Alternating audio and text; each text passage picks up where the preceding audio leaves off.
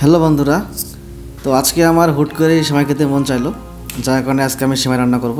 তো এখানে আমি 1.5 কেজি দুধ নিয়ে নিয়েছি এবং এখানে এলাচ দারচিনি দিয়ে দিলাম। ঠিক আছে, তো আমাদের বাংলাদেশের ব্র্যান্ডের প্রাণ লাচ্ছা সেমাই এখানে আমি দিয়ে দিব।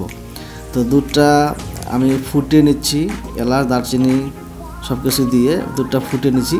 তো ফুটিয়ে নেওয়ার পরে আমি এখন সেমাইগুলো দিয়ে দিব। তো এখানে আমি সেমাইগুলো আস্তে আস্তে করে দিয়ে দিচ্ছি।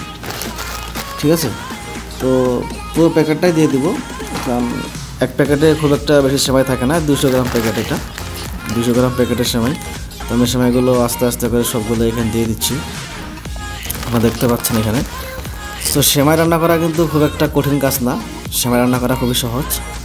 সেমাই যে কেউ রান্না করতে পারে, এটা এখানে কোনো সায়েন্স নাই। ঠিক আছে, সেমাই রান্না সবাই করতে পারে। তো আমি এখানে আমার রান্না করি যার বিধায় আমি কিন্তু আমার ফেসবুকে এগুলো মাঝে মধ্যে শেয়ার করি। এখানে কিন্তু আমি কোনো কুকিং ভিডিওর কোনো টিউটোরিয়াল দিই না। ঠিক আছে, আমি আমার রান্না করি যার কারণে আমি ফেসবুকে শেয়ার করি। তো ফাইনালি আমার সব রান্না হয়ে গেছে। তো দেখেন কেমন লাগতেছে, অবশ্যই কমেন্টে জানাবেন।